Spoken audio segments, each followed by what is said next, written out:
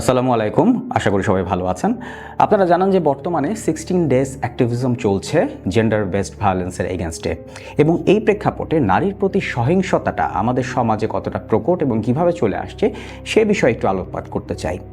আপনারা জানেন কিনা জানি না যে বাংলাদেশে এবং এই ইন্ডিয়ান সাবকন্টিনেন্টে নারীর প্রতি সহিংসতা যুগ যুগ ধরে আমরা রীতিমতো উদযাপন করে আসছি। আমি খুব সতর্কভাবে উদযাপন শব্দটি ব্যবহার করলাম কেন জানেন? আপনারা যদি একটু চিন্তা করে দেখেন যে একটা সময় এই ভারতীয় উপমহাদেশে সতীদাহ প্রথা ছিল, এবং সতীদাহ প্রথার আবহতা নিয়ে যদি আপনি চিন্তা করেন তাহলে দেখবেন তখন কি হতো, একজন নারীকে তার মৃত স্বামীর চিতায় জোর করে পুড়িয়ে মারা হচ্ছে, এবং সেখানে যেটা হতো বাদ্যবাজনা হতো, খাওয়া দাওয়া হতো। এবং আমি চেন্নাইয়ের একটি মিউজিয়ামে দেখেছি যখন কোনো সতীদাহ করা হতো তখন সেখানে সতী স্টোন বলে একটি প্রস্তর স্থাপন করা হতো। সেই সতী স্টোনে কিন্তু সেই নারীটির হাতের ছাপ থাকতো, অর্থাৎ এটি একটি আনন্দ উদযাপনের বিষয় ছিল। শুধু তাই না, আজকে যদি আমরা বাল্যবিবাহের কথা চিন্তা করি তাহলেও সেটাও কি আমরা উদযাপন করি না? একটু চিন্তা করে দেখুন যে একটি ছোট নাবালিকা নারীকে বা কন্যা শিশুকে তার ইচ্ছার ব্যতি রেখে বা ইচ্ছা ছাড়া জোর করে একটি বয়স্ক লোকের সাথে বিয়ে দেওয়া হচ্ছে, এবং বিয়ে দেওয়ার প্রেক্ষাপটটা কি? আমরা সেখানে সামিয়ানা টাঙাচ্ছি, ব্যান্ডবাদ্য বাজাচ্ছি, খাওয়া দাওয়ার আয়োজন করছি, অর্থাৎ তার ইচ্ছা অনিচ্ছার চরম মূল্য না দিয়ে তাকে একটি অনিশ্চিত ভবিষ্যতের দিকে আমরা ঠেলে দিচ্ছি, এবং সেটা হচ্ছে আমাদের একটা উদযাপনের মাধ্যম। এবং যুগ যুগ ধরে এভাবে নারীর প্রতি সহিংসতাটা আমাদের দেশে একটা উৎসব আকারে চলে এসছে। আপনারা যদি বাংলাদেশের হিস্ট্রি দেখেন তাহলে দেখবেন যে 1990-এ এরশাদ সরকারের পতনের পর আমাদের রাষ্ট্রের শীর্ষ পর্যায়ে কিন্তু দুজন নারী সবসময় অধিষ্ঠিত ছিলেন, এবং শুধু নারী অধিষ্ঠিত ছিলেন এটা বললেই ভুল হবে, যে আমাদের বিরোধী দলীয় নেত্রীও নারী ছিলেন, আমাদের স্পিকারও বেশিরভাগ সময়ে নারী ছিলেন। কিন্তু তারপরেও আমাদের সমাজে নারীর প্রতি সহিংসতা কিন্তু কমেনি, বরং বেড়েছে, এবং এটি রূপও পরিবর্তন হয়েছে। কিছু কিছু ক্ষেত্রে যে আমরা অগ্রগতি সাধন করিনি তা নয়। যেমন আপনারা যদি অ্যাসিড সন্ত্রাসের কথা চিন্তা করে দেখেন, এখন কিন্তু অ্যাসিডের মাধ্যমে নারীর প্রতি আক্রমণাত্মক বা হিংসাত্মক কাজের মাত্রা মোটামুটি শূন্য, কিন্তু তারপরেও নারীর প্রতি সহিংসতা কি কমেছে? আমাদের ডোমেস্টিক ভায়োলেন্স বেড়েছে। অ্যাট দ্য সেম টাইম ইন্টারনেটে নারীকে বুলিং করা, ব্ল্যাকমেইল করা, তার উপর তার সম্পর্কে বিভিন্ন অপবাদ ছড়ানো, এই ধরনের বিষয়গুলো কিন্তু অনেক বেড়ে গেছে। তার মানে হচ্ছে নারীর প্রতি যে সহিংসতার একটা রূপ ছিল সেই রূপটা কিন্তু পরিবর্তিত হচ্ছে, কিন্তু কমে যাচ্ছে না। আগে হয়তো মিডিয়ায় আসতো না, এখন আমরা বেশি বেশি করে আরও মিডিয়ায় পাচ্ছি, কারণ মিডিয়া এই বিষয়টা নিয়ে অনেক কনসার্নড, এবং নারীরাও এখন তারা স্পিক আপ করছেন। এবং আপনারা মি টু মুভমেন্টের কথা যদি চিন্তা করেন, সেখানেও কিন্তু নারীরা সামনে এগিয়ে এসেছেন এবং বলেছেন যে কীভাবে কর্মক্ষেত্রে অথবা শিক্ষা প্রতিষ্ঠানে তারা সেক্সুয়াল হ্যারাসমেন্টের শিকার হয়েছেন। নারীর প্রতি সহিংসতা বলতে আসলে আমরা কি বুঝি সেটা একটু পরিষ্কার হওয়া দরকার, কারণ এটা নিয়ে অনেক ভুল ধারণা আছে। অনেকেই মনে করেন যে একজন পুরুষ কর্তৃক নারীকে অত্যাচার করাটাই হচ্ছে নারীর প্রতি সহিংসতা, কিন্তু সেটা কিন্তু না। এটা এরকমও হতে পারে যে একজন নারী কর্তৃক নারীকেও কিন্তু অত্যাচারের শিকার হতে পারে। যেমন একটি মেয়ে যখন বিয়ের পরে প্রথম শ্বশুর বাড়ি যাচ্ছে তখন কি হচ্ছে, তখন যে শুধু পুরুষ সদস্যটাই বা তার স্বামী কি শুধু তাকে নির্যাতন করছে? অনেক সময় তো আমরা এ ধরনের মামলাও পেয়েছি যেখানে শাশুড়ি ননদ মিলিয়ে নতুন বউকে পুড়িয়ে মেরে ফেলেছেন, এবং এটি আমাদের সমাজে অহরহ ঘটছে। সো আমাদের যে ট্যাবুটা আছে যে একমাত্র পুরুষই নারীকে নির্যাতন করতে পারে, এই ভুল ধারণা থেকে কিন্তু বের হয়ে আসতে হবে। নারীকে শুধু নারী হওয়ার কারণে একজন পুরুষ অথবা একজন নারী তাকে যদি মানসিক, শারীরিক বা অর্থনৈতিক যে ধরনের নির্যাতনই করুক না কেন, সেটা কিন্তু নারীর প্রতি সহিংসতার ডেফিনেশনের মাধ্যমে চলে আসবে। নারীর প্রতি সহিংসতার অনেকগুলো রূপ আছে, তবে বাংলাদেশের সমাজে যে রূপটি আমরা বেশি প্রকট আকারে দেখছি, বিশেষ করে কোভিডের পর থেকে, সেটি হচ্ছে domestic violence.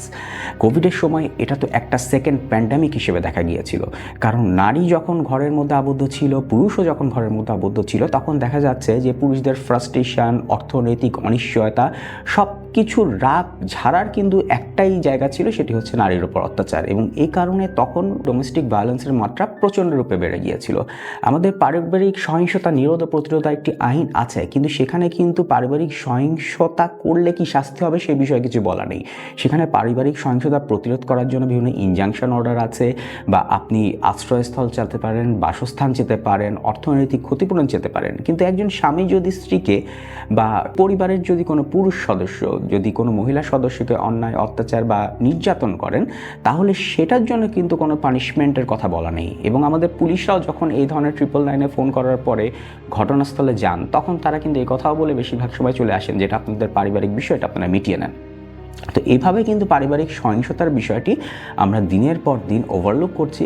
At the same time আমাদের সমাজে বিভিন্ন ধরনের কুসংস্কার আছে, বিভিন্ন জাল হাদিস আছে যেগুলো সরানো হয়, এবং এই কথা বলা হয় যে স্বামীর পায়ের নিচে আসলে স্ত্রীর বেহেশত। এটি সম্পূর্ণ একটি জাল হাদিস, আমি গবেষণা করে দেখেছি। এবং এই ধরনের ভুল তথ্য দিয়ে, ভুল ধর্মীয় হাদিস দিয়ে বহুদিন ধরে পুরুষতন্ত্র চেষ্টা করে এসেছে নারীকে নিয়ন্ত্রণ করার। এবং এই কথাও আপনারা গ্রামের দিকে গেলে শুনবেন যে স্বামী একজন স্ত্রীকে যে জায়গায় আঘাত করে সেই জায়গাটা নাকি দোজকে যায় না। তো এই ধরনের ভুল ধারণার বশবর্তী হয়ে বা ভুল ধারণা নারীকে বুঝিয়ে দীর্ঘদিন ধরে আমরা নারী নির্যাতনকে জায়েজ করে চলছি, যেটি বন্ধ হওয়া খুব দরকার। নারীর প্রতি সহিংসতার আরেকটি মাধ্যম হচ্ছে ধর্ষণ। ধর্ষণের মাধ্যমে নারীকে যেভাবে অপমান এবং অপদস্থ করা যায় সেটি কিন্তু আর কোনো ধরনের সহিংসতার মাধ্যমে করা যায় না।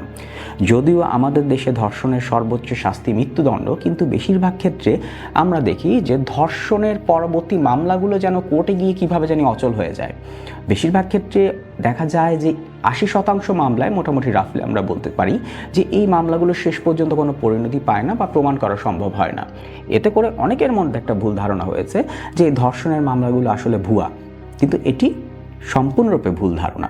কারণ ধর্ষণের এই মামলাগুলো ভুল বা মিথ্যা এটা কিন্তু ঠিক না। ধর্ষণের এই মামলাগুলো আমরা প্রমাণ করতে পারছি না। কেন প্রমাণ করতে পারছি না? ছোট্ট একটা উদাহরণ দিই। আমাদের দেশে কিন্তু উইটনেস প্রোটেকশন কোনো আইন নেই, বা আমাদের দেশে যে বাদীর সুরক্ষা সংক্রান্ত কোনো আইন নেই।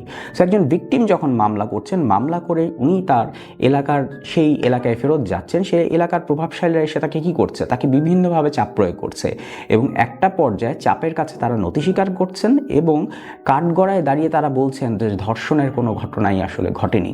কিন্তু তার অর্থ কি এটাই যে ধর্ষণ হয়নি? ধর্ষণ হয়েছে, কিন্তু সমাজের চাপে, উইটনেস প্রোটেকশন আইনের অভাবে আমরা সেটা প্রমাণ করতে ব্যর্থ হয়েছি। এইভাবে দিনের পর দিন নারী বিভিন্নভাবে অপদস্থ হয়ে আসছে আমাদের সমাজে, এবং তাদের নিরাপত্তা কিন্তু আমরা নিশ্চিত করতে ব্যর্থ হচ্ছি, যেটা জাতিগত হিসেবে আমাদের জন্য অত্যন্ত লজ্জার। নারীর প্রতি সহিংসতার আরেকটি খুব কমন ওয়ে হচ্ছে সেক্সুয়াল হ্যারাসমেন্ট। এই বিষয়ে আমাদের অলরেডি 2009-এ হাইকোর্টে একটি গাইডলাইন আছে যেখানে বলা আছে যে কর্মক্ষেত্রে এবং শিক্ষা প্রতিষ্ঠানে সেক্সুয়াল হ্যারাসমেন্টের যদি কোনো ঘটনা ঘটে তাহলে অবশ্যই সেখানে একটি কমিটি থাকবে, সেই কমিটিতে ওই ক্ষতিগ্রস্ত নারী অভিযোগ জানাতে পারে। কিন্তু সেখানে যে গাইডলাইনে বলা আছে যে একটি কাচের বক্স স্থাপন করতে হবে প্রতিটি প্রতিষ্ঠানে, শিক্ষা প্রতিষ্ঠানে, এগুলো যদি আপনার কোনো শিক্ষা প্রতিষ্ঠানে যান বা কোনো কার্যালয়ে যান বা কোনো অফিস আদালতে যান সেখানে কিন্তু আপনারা দেখবেন না। এমনকি আমাদের সুপ্রিম কোর্ট বার অ্যাসোসিয়েশনের ক্ষেত্রেও কিন্তু সেক্সুয়াল হ্যারাসমেন্ট কোনো কমিটি নেই। সো অর্থাৎ এই বিষয়টাকে আমরা খুব লাইটলি নিই যে সেক্সুয়াল হ্যারাসমেন্টের বিষয়, এটা আসলে আলোচনা করাও লজ্জার, এটা বিষয়ে আসলে বেশি উচ্চবাচ্যের কিছু নেই, এটা আমরা নিজেরাই মিলিয়ে নেব। এবং এই কারণে যেটা হচ্ছে যে কর্মক্ষেত্রে আপনার নারীদের সংখ্যা কিন্তু দিনকে দিন কমে যাচ্ছে। আপনারা যদি সুপ্রিম কোর্টে আসেন তাহলে নারী আইনজীবীর সংখ্যা কিন্তু অনেক কম দেখবেন, এবং পুরুষদের তুলনায় নারীরা কিন্তু কর্মক্ষেত্রে কমফোর্টেবল হয় না বা অনেক ক্ষেত্রেই বেশি দায়িত্ব নিতে ভয় পান। কারণ রাত্রেবেলা যে কোনো একটা এক্সট্রা দায়িত্ব নেবেন, যেমন একজন মহিলা ম্যাজিস্ট্রেটের কথাই বলি, উনি যদি রাত্রেবেলা গিয়ে কোথাও একটি অভিযান পরিচালনা করতে যান তাহলে তার নিরাপত্তা কি আমরা নিশ্চিত করতে পারবো? তো এই কারণেই কর্মক্ষেত্রে এবং শিক্ষা প্রতিষ্ঠানে নারীদের নিরাপত্তা নিশ্চিতের জন্য সেক্সুয়াল হ্যারাসমেন্টের যে গাইডলাইন আছে 2009-এ, সেটিকে কিন্তু এখন আইনে পরিবর্তন করা সময়ের দাবি। নারীর প্রতি সহিংসতার ক্ষেত্রে এখন নতুন যে মাত্রাটি যোগ হয়েছে, যেটার মাধ্যমে নারীদের চরমভাবে অপমান, অপদস্থ বা সমাজের চোখে ছোট করা যায়, সেটা হচ্ছে আমাদের সাইবার ক্রাইম। সাইবার ক্রাইমটা এখন এমনভাবে বেড়ে গেছে এবং এডিটিং এখন এমন পর্যায়ে চলে গেছে যে আপনি যে কারো ছবি কেটে আরেকজনের সাথে বসিয়ে দিয়ে আপনি ফেসবুকে পোস্ট করে দিতে পারেন, এবং এর মাধ্যমে ছবিটি যখন ফেসবুকে চলে যাচ্ছে বা কোনো সোশ্যাল মিডিয়ায় চলে যাচ্ছে তখন মানুষ কিন্তু যাচাই বাছাই করছে না। কারণ আমাদের মাথার মধ্যে ঢুকে আছে নারীরা এই ধরনের কাজ করবে, এবং কোনো নারী সম্পর্কে যদি এই ধরনের কোনো বদনাম বের হয় তাহলে সেটা বিশ্বাস করার মানুষের সংখ্যায় বেশি দেখা যায়। এবং এ কারণে আমাদের যদিও সাইবার সিকিউরিটি আইন আছে, কিন্তু এই অপরাধগুলো এমনভাবে সংঘটিত হয়, অনেক সময় বিভিন্ন ভিপিএন ব্যবহার করে বিদেশ থেকে এই ধরনের ছবিগুলো পোস্ট করা হচ্ছে বা তাদেরকে বুলিং করা হচ্ছে বা তাদের ইনবক্সে আজে বাজে কমেন্ট পাঠানো হচ্ছে, যার মাধ্যমে কিন্তু তাদেরকে মানসিকভাবে দুর্বল করে ফেলা হচ্ছে। এবং এ ধরনের ঘটনাও ঘটেছে যে এই সাইবার বুলিংয়ের কারণে নারীরা আত্মহত্যা করতেও বাধ্য হয়েছেন। হয়তো এই ঘটনার সাথে তার কোনো সম্পৃক্ততাই ছিল না, হয়তো সেটা ছিল খুব বড় একটা এডিটিং, কিন্তু তার বন্ধু বান্ধব আত্মীয় স্বজনরা বিশ্বাস করেছেন যে ওটা আসলে সেই নারীটিই ছিল। এবং আমরা এরকমও দেখেছি আমাদের অনেক সেলিব্রিটিরাও কিন্তু এটার ভিকটিম হয়েছেন। সো এ কারণে সাইবার স্পেসে যাতে নারীরা স্বতঃস্ফূর্তভাবে নিরাপদে তাদের ভূমিকা রাখতে পারেন, তাদের ফুটস্টেপ রাখতে পারেন, সে বিষয়ে দায়িত্ব নেওয়া কিন্তু এখন শুধু আমাদের না, সরকারেরও একটি দায়িত্ব আছে। এবং সাথে সাথে আমাদের যে সচেতনতার কথা, যে সাইবার স্পেসে এখন অনেক ভুয়া তথ্য আসে, অনেক কাটপিস ছবি আসে, কোনো একটি ছবি আসলেই যেন আমরা বিশ্বাস করে না যাই, এটা কিন্তু আমার মন মগজে কিন্তু প্রথিত করতে হবে। কারণ আজকে যদি আমি মনে করি যে ওই নারীকে নিয়ে একটি বাজে ছবি এসছে বলে মেয়েটি খারাপ, তাহলে কালকে কিন্তু আপনাকে নিয়েও এডিটিং করে কেউ একটি ছবি বাজারে ছেড়ে দিতে পারে। সো এই বিষয়ে সচেতনতা এখন খুব বেশি জরুরি হয়ে দাঁড়িয়েছে। পরিশেষে এটি বলবো যে নারীর প্রতি সহিংসতা নিরোধে বাংলাদেশে আইনের কোনো অভাব নেই। আমাদের নারী ও শিশু নির্যাতন দমন আইন আছে, যৌতুক নিরোধ আইন আছে, আমাদের সাইবার সংক্রান্ত আইন আছে, পারিবারিক সহিংসতা আইন আছে, কিন্তু তারপরেও কিন্তু আমরা নারীর প্রতি সহিংসতা কমাতে পারছি না, বরং এটি ভিন্ন ভিন্ন মাত্রায় ভিন্ন ভিন্ন রূপে ফিরে আসছে। তবে এটিও ঠিক যে শুধুমাত্র যে বাংলাদেশেই এটি হচ্ছে তা না, এটি পুরো পৃথিবীর সমস্যা। কিন্তু বাংলাদেশে এই সোশ্যাল যে অ্যাকসেপ্টেন্স, যে নারীর প্রতি সহিংসতাটাকে আমরা মেনে নেই এবং স্বাভাবিক বিষয় হিসেবে গ্রহণ করি, সেটির পরিবর্তন হওয়া একান্ত দরকার। বিশেষ করে 5ই আগস্টের বিপ্লবের পর যখন আমরা বৈষম্যহীন সমাজের কথা ভাবছি, বৈষম্যহীন সমাজের জন্য আন্দোলন করছি, সেই বৈষম্যহীন সমাজে নারীদের প্রতিও যাতে বৈষম্য না হয় সে বিষয়েও কিন্তু আমাদের খেয়াল রাখতে হবে। দেখা হবে অন্য কোনো ভিডিওতে অন্য কোনো দিন। ততদিন ভালো থাকবেন সবাই।